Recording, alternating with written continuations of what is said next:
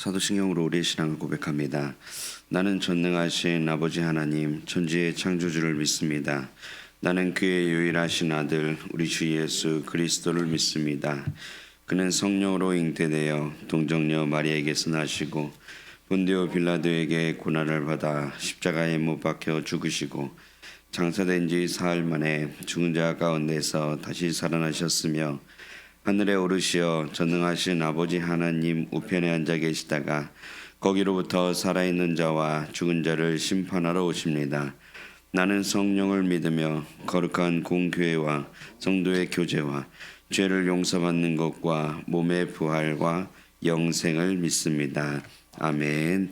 우리 찬송가 185장 찬양하겠습니다. 찬송가 185장입니다.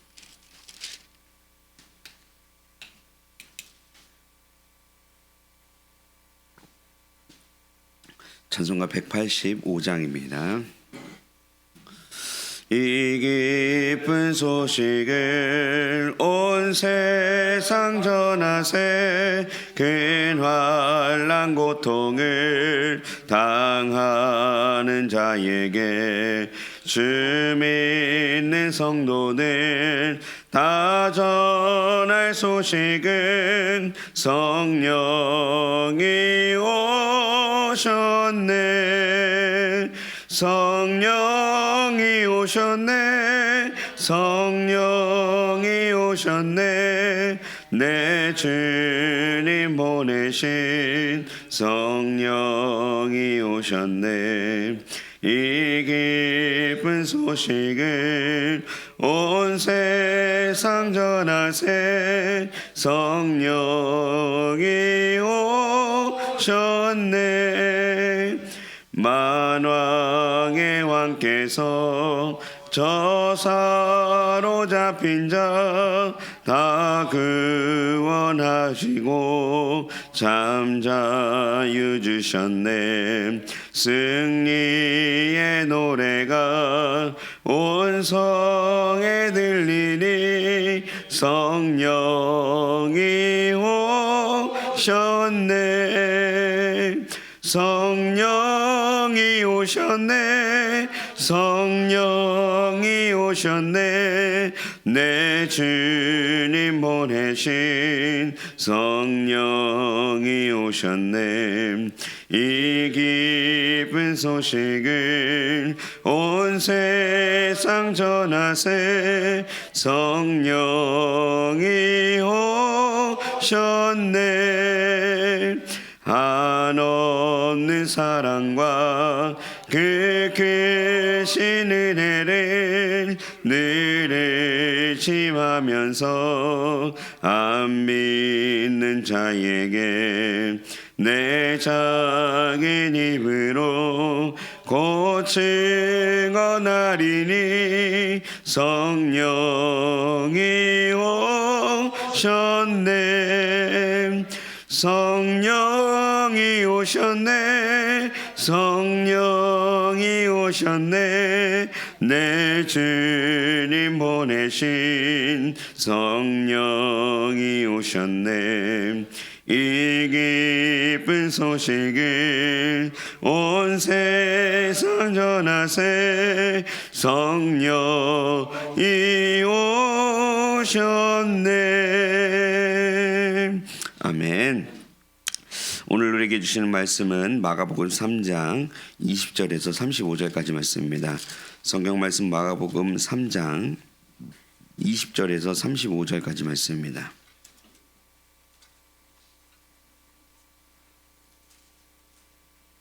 마가복음 3장 20절에서 35절까지 말씀 한 절씩 교독하신 후에 마지막 절은 합독하겠습니다.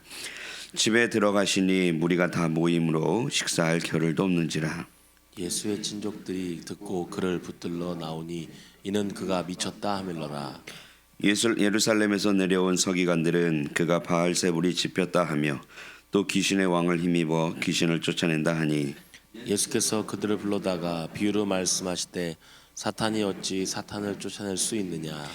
또 만일 나라가 스스로 분쟁하면 그 나라가 설 수 없고 만일 집이 스스로 분쟁하면 그 집이 설 수 없고 만일 사탄이 자기를 거슬러 일어나 분쟁하면 설 수 없고 망하느니라. 사람이 먼저 강한 자를 결박하지 않고는 그 강한 자의 집에 들어가 세간을 강탈하지 못하리니 결박한 후에야 그 집을 강탈하리라. 내가 진실로 너희에게 이르노니 사람의 모든 죄와 모든 모독하는 일은 사하심은 어때? 누구든지 성령을 모독하는 자는 영원히 사하심을 얻지 못하고 영원한 죄가 되느니라 하시니 이는 그들이 말하기를 더러운 귀신이 들렸다 함이로라.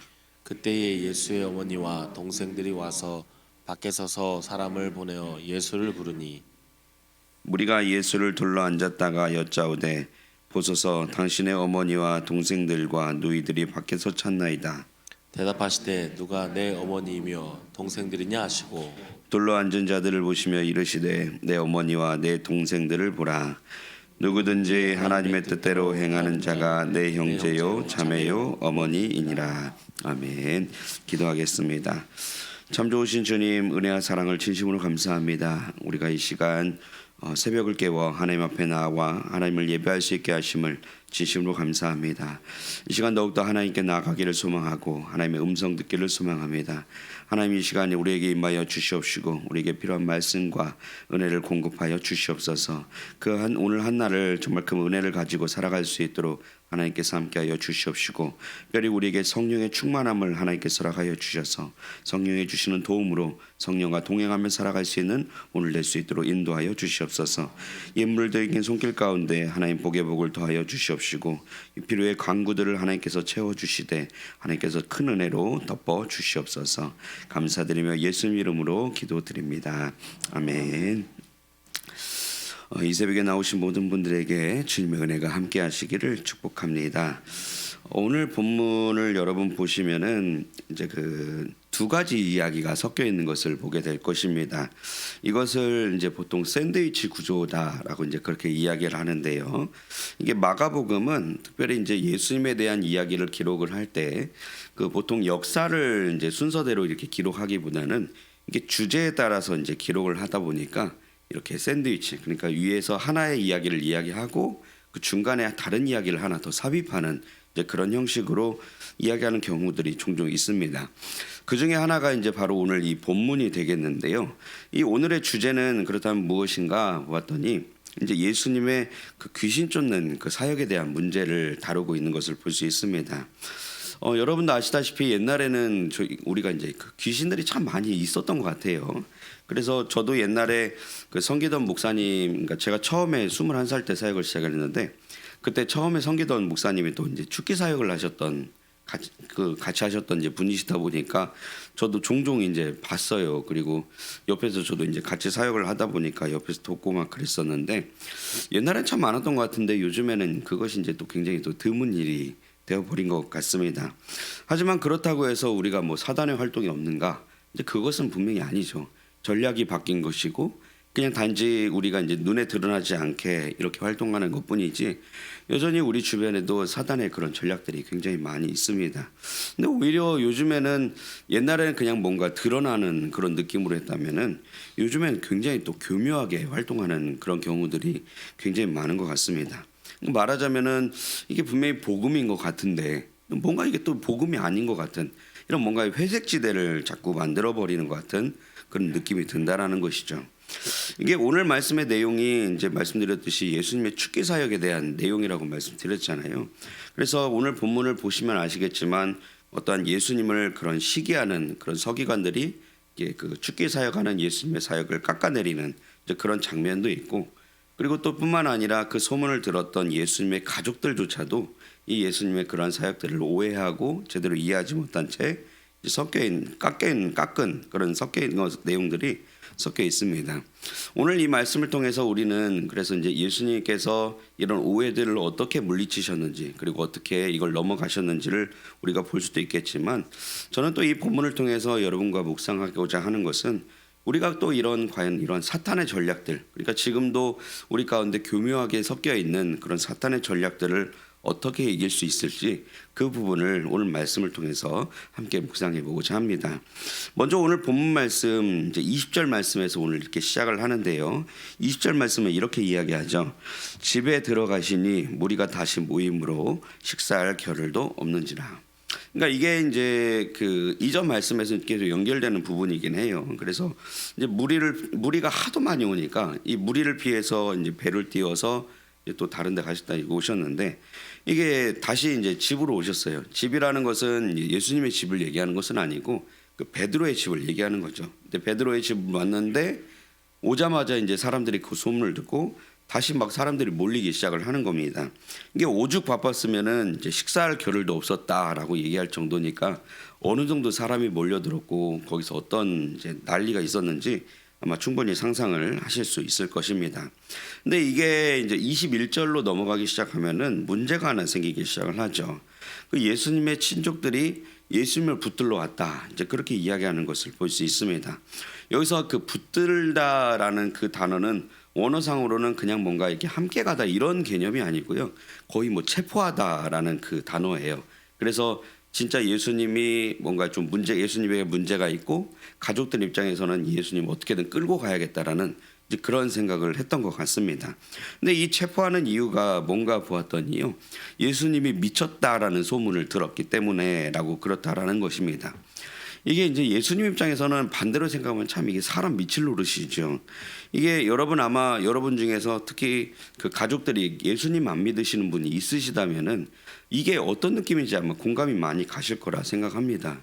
자기는 자기 나름대로 진짜 이것이 진리고 그리고 지금 따라가야 할 하나님의 분명히 그런 뜻이 있는데 그런 가야 할 길이 있는데 이것을 먼 사람이야 뭐 자기를 이해해 주지 못한다 하더라도 오히려 다른 먼 사람들은 그렇게 예수님을 따르고 예수님에게 이렇게 막 어떻게든 가까이 있으려고 하는 그런 사람이 있는가 하면은 오히려 가장 가까이에 있는 어머니 그리고 자신의 가족들은 오히려 이 예수님의 사역을 전혀 이해하지도 못하고 오히려 오해하고 그리고 이 예수가 진짜 미쳤다라고 생각해서 지금 붙잡으러 오고 있는 이제 그런 상황이 되어진다라는 것입니다.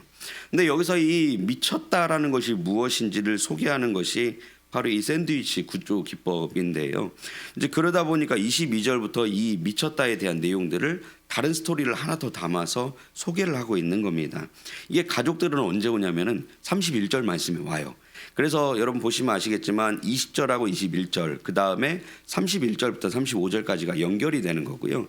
그리고 22절부터는 30절까지는 이 가족들 스토리 중간에 삽입된 또 하나의 이야기라고 이제 생각하시면 되겠습니다.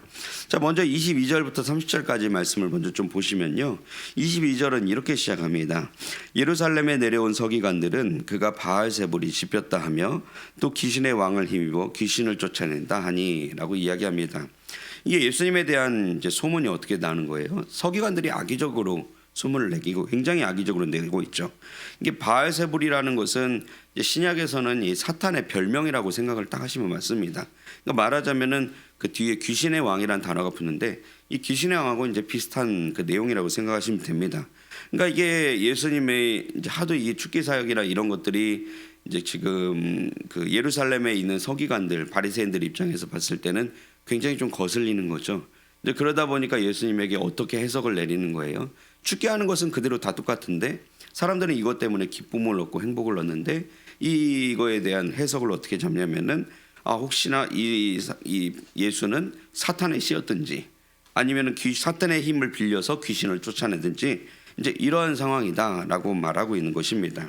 이제 거기에다 예수님은 이제 이거에 대해서 대응하는 것이 23절부터 이제 시작을 하는데 저는 이제 이 부분을 조금 집중을 해서 묵상을 했었습니다. 근데 예수님이 이 사람들을 불러다가 두 가지를 얘기하고 있는 것을 볼 수 있어요.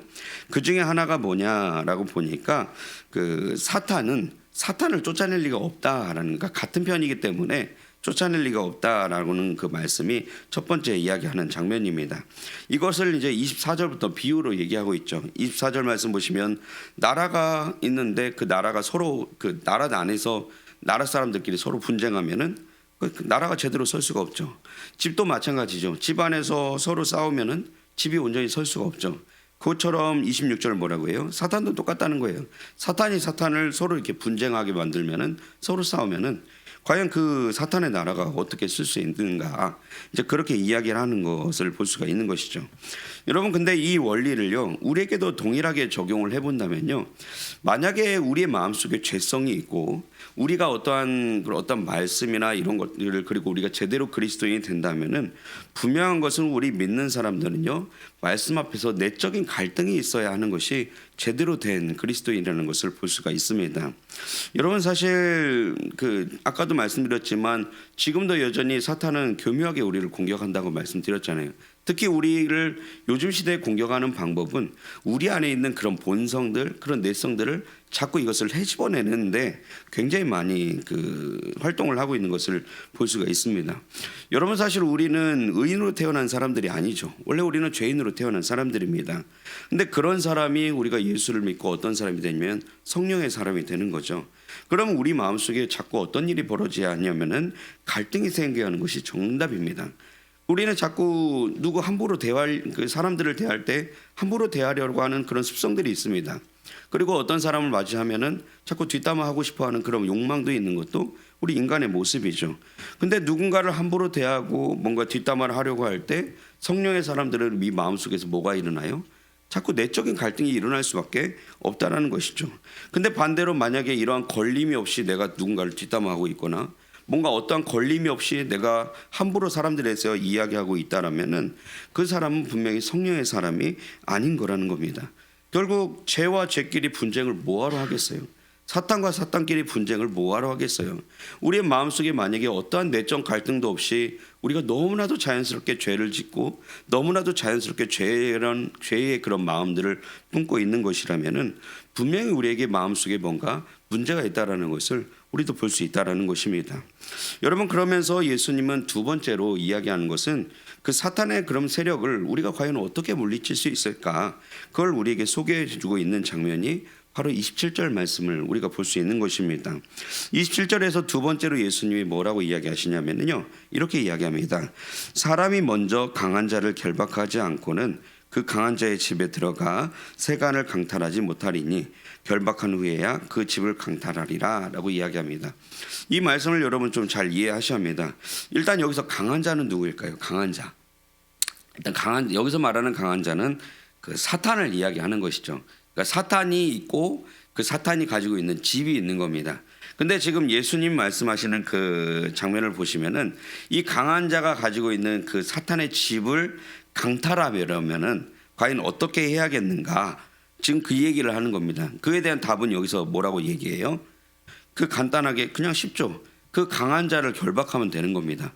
그러니까 이걸 다른 말로 하면은 사탄을 그냥 우리가 결박하면 된다라고 이야기하는 것입니다. 여러분, 일단 이 말은요 어떤 걸 원하냐면은 1차적으로는 그 예수님의 능력을 강조하는 것을 볼 수 있습니다. 무슨 얘기냐면은 예수님 자신에게 그런 강한 사탄을 결박한 능력이 있다라는 거예요. 그러면서 지금 이 예수님은 또 이것을 어떤 것과 연관시키냐면은 성령님과 연관시키는 것을 볼 수가 있습니다. 여러분, 그 29절 30절 말씀 보시면은 이렇게 이야기하죠. 누구든지 성령을 모욕하는 자는 영원히 사하심을 얻지 못하고 영원한 죄가 되느니라 하시니 이는 그들이 말하기를 더러운 귀신이 들렸다 함이로라 라고 이야기합니다. 그 30절 말씀 보시면은 예수님이 더러운 귀신 들렸다고 이야기하는데, 그러니까 사람들이 그렇게 예수님을 이야기하는 것을 보고 이것을 어떻게 29절에서 표현하고 있어요? 성령을 모독한다 이렇게 이야기하고 있어요. 그러니까 다시 한번 정리하면은 사람들이 예수님을 향해서 너 귀신 들렸지라고 얘기하는 그것을 예수님이 지금 어떻게 받아들이고 있냐면은 나의 성령을 모독한다라고 지금 그렇게 이야기하고 있는 겁니다. 이 말인즉슨 지금 무엇을 얘기하냐면 지금 이 예수님이 이렇게 능력을 쓰고 권세를 써서 사탄을 결박하는 이 능력이 어디에서 이게 출발이 되냐 하면은 예수님 본인의 역사이기도 하지만 동시에 누구의 역사이기도 한 거예요? 예수님 마음속에 계셨던 성령의 역사라는 것을 동일하게 이야기해주고 있다라는 것입니다. 그렇다면 이 예수님의 역사이면서 성령의 역사인 이 귀신을 결박하는 이 능력을 그러면 우리는 도대체 어떻게 쓸 수 있는가? 이걸 저도 곰곰이 생각을 해보니까요, 이것을 굉장히 잘 담아서 쓰고 있는, 우리가 지금 실제로 쓰고 있는 것이 하나가 있더라고요. 그게 뭔가 봤더니 바로 전략적 중보 기도입니다. 여러분 사실 보시면은 지금 제가 지금은 하원준 목사님께 이제 제가 자연스럽게 넘겨서 그 자녀 축복 기도에 말씀드린 거예요. 그걸 이제 목사님이 하고 있지만 제가 그 작년에 할 동안에 이 자녀 축복 기도에서 전략적 중보 기도를 써봤었어요. 근데 이걸 어디다 썼냐면은 저는 그 가족에다가 먼저 썼습니다. 그래서 여러분 지금쯤에 여러분 다 외우시잖아요. 저도 이제 어느 정도 좀 외우거든요. 외우시는데 그 부여군이라는 단어를 빼고 거기에다 저는 뭐다 넣냐면 우리 가족이라는 단어를 썼어요. 그래서 제 이름을 넣어서 이홍주의 가정은 이렇게 썼어요. 그래서 여러분 그 전략적 중보기도 하면 어떻게 되는 거예요? 뭐 부여군에서 어둠의 영은 떠날지어다. 이걸 뭐라고 한다고요? 우리 가족에 있는, 그러니까 이홍주의 가족에 있는 어둠의 영은 떠날지어다. 뭐 이런 식으로 해서 이렇게 접목해서 이렇게 썼는데요.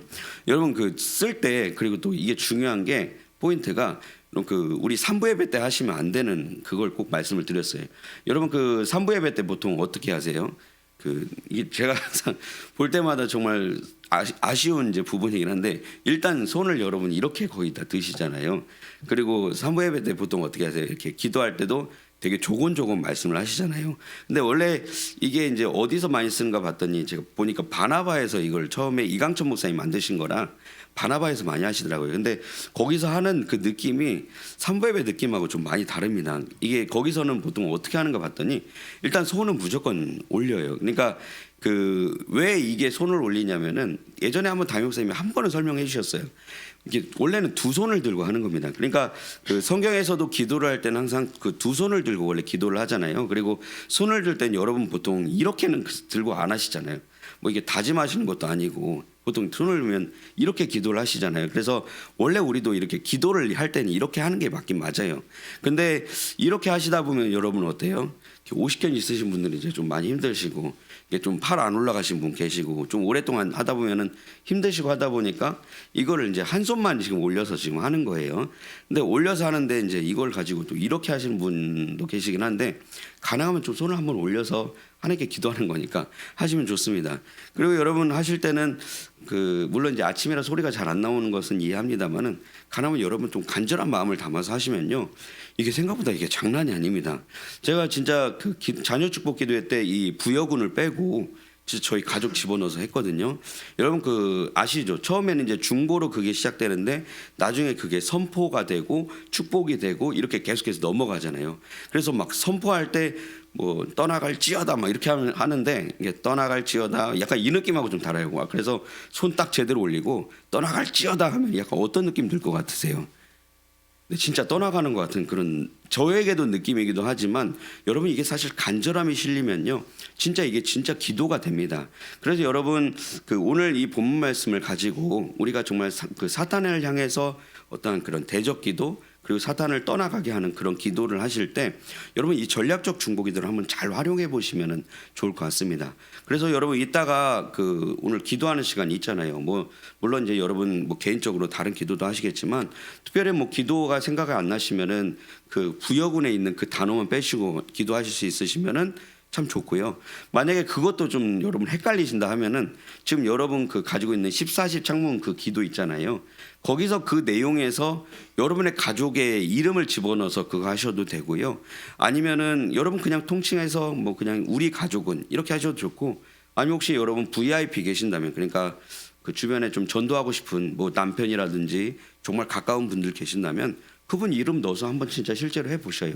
그 기도가 하나님께 응답될 때 정말 이 사탄의 권세가 떠나가고 그리고 사탄이 결박되고 그 사탄의 모든 집이 우리가 강탈할 수 있는 그런 놀라운 능력이 저와 여러분 가운데 있을 줄 믿습니다. 기도로 그것을 성취하며 나아가시길 소망합니다. 두 번째로 오늘 말씀을 통해서 우리가 보아야 할 것은요. 이런 이제 예수님의 비방에 대한 것을 서기관을 통해서 우리가 얻었잖아요. 그리고 이 이야기가 누구에게 퍼졌냐면은 예수님의 가족들에게 퍼졌다라고 이제 말씀을 드렸었습니다. 근데 이제 이 가족들이 그러다 보니까 이 예수님이 미쳤다는 이 소식을 듣고 이제 이 예수님을 끌고 가려고 이제 작정을 한 겁니다. 이게 21절 말씀이에요. 그리고 나서 이제 31절 말씀을 넘어오시면은 이 예수님의 가족들이 드디어 도착했다라는 그 내용으로 시작하는 것을 볼 수가 있습니다. 그러니까 예수님의 그 어머니 마리아와 이제 그 몇 명의 사람들이 이제 도착을 했고요. 그때 이제 사람을 보내서 예수님을 불렀다라고 31절 말씀에서 그렇게 이야기하고 있죠. 여러분 근데 생각해 보시면은 예수님을 붙잡기 위해서 왔다면은 보통 어떻게 하는 게 맞겠어요?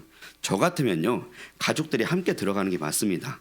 왜냐하면 이게 사람을 불렀다라는 것은 뭔가 이제 한 사람이 이렇게 가긴 이게 같다는 얘기인데, 그러니까 어쨌든 이게 사람이 많다 하더라도 어쨌든 가족이 왔으면은 비집골 들어갈 틈은 분명히 있었을 것이고, 그리고 누군가 갈 수 있다면은 그냥 가족들도 분명히 갈 수 있을 만한 그런 상황이었어요.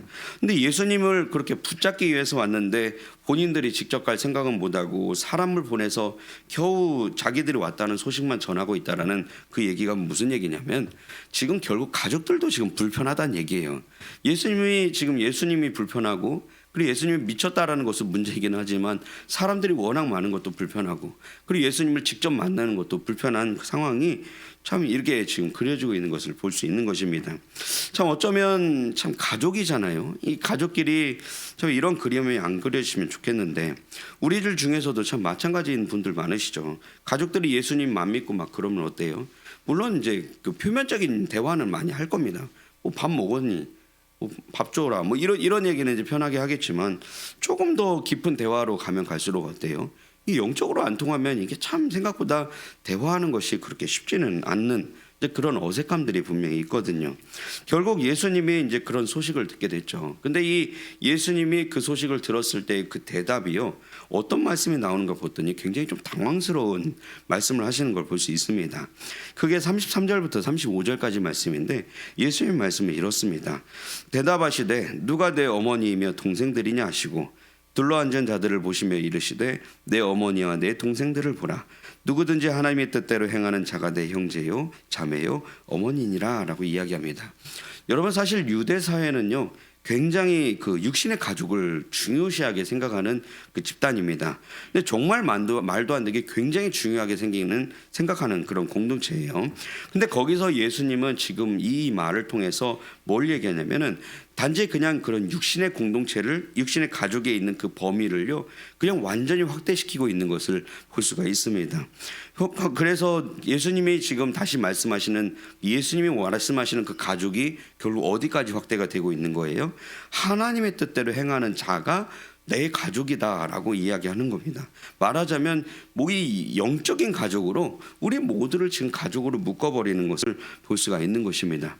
저는 참 이 말씀이 그 어제 우리가 들었던 주일날 말씀과도 굉장히 좀 연관되는 것을 저는 볼 수가 있습니다. 여러분 사실 그 육신의 가족, 가능하다면 사실 육신의 가족이 영적인 가족이 되면 가장 이상적이겠죠. 가장 좋은 그림일 겁니다. 그래서 집에서도 영적인 대화가 충분히 가능하고 교회에서도 영적인 충분한 대화가 가능하다면 여러분 그것만큼 하나님의 나라 그런 천국을 맛볼 수 있는 방법이 또 어디 있겠습니까? 근데 여러분 사람이요 사실 살다 보면은 꼭 그런 분만 있는 건 아니죠. 뭐 아무리 교회에서 내가 신앙생활 열심히 한다 해도 집에 가서 내 자녀들이 믿지 않는다면, 내 남편이 믿지 않고 내 아내가 믿지 않는다면 결국 집에서 영적인 그런 가족들이 되는 것은 참 쉽지 않을 것입니다. 여러분 그래서 이럴 때 결국 필요한 것이 뭐예요? 이 과정을 통해서 하나님이 우리에게 주신 것이 선물이 뭐겠어요? 결국 교회라는 것이죠. 교회라는 것을 영적인 가족으로 우리가 묶어주셨죠. 어제 말씀 들으셨으면 아시겠지만 교회의 머리는 누구라고 했어요? 예수 그리스도라고 했습니다. 나중에 보시면 아시겠지만 이 예수 그리스도, 이 머리를 중심으로 우리가 다 뭐가 되는 거예요? 지체가 된다라고 이야기했습니다. 그래서 송구영시 때 보시면 뭐 누구는 또 뒷다리살이네 이렇게 좀 우스갯소리로 얘기했지만 우리 모두가 하나 되어서 한 몸을 이루는, 그리고 한 가족을 이루는 그런 과정이 되어지는 거죠. 그렇다면 우리가 가족이라는 것은 결국 무엇이 되겠어요? 힘들 때 함께 품어주는 것이 가족이고, 서로 위해서 기도해 주는 것이 가족이고, 서로 도와주는 것이 가족이고, 서로 사랑하는 것이 가족이죠. 여러분 그것이 결국 어디에서 이루어지는 거예요? 육신의 가족에서 이루어지면 가장 좋겠지만 만약에 그것이 이루어지지 않는다 해도 어디서 이룰 수 있다? 우리가 교회에서 또 이룰 수 있다면 그것만큼 하나님의 나라를 경험하는 방법은 또 없을 것입니다. 여러분 진심으로 오늘 이 말씀을 통해서 우리가 또 다시 하나 더 묵상하는 것은요, 우리가 좀 한 가족이 될 수 있는 그런 은혜가 있었으면 좋겠습니다. 예수님도 우리를 선포하셨어요. 너희가 하나님의 뜻대로 행하는 자라면 우리가 다 영적인 가족이고 형제고 자매고 어머니다라고 이야기하셨다면 우리가 진짜로 실제적인 육신의 어머니는 아닐지라도 여러분 어머니가 되어주시고 실제로 우리가 형제가 아닐지라도 형제가 되어주시고 누이가 되어줄 수 있다면 좀 하나님의 나라가 이 가운데 충만하게 임할 줄 믿습니다. 그런 역사가 우리 교회 안에도 나타나게 될 줄 믿습니다. 기도하겠습니다.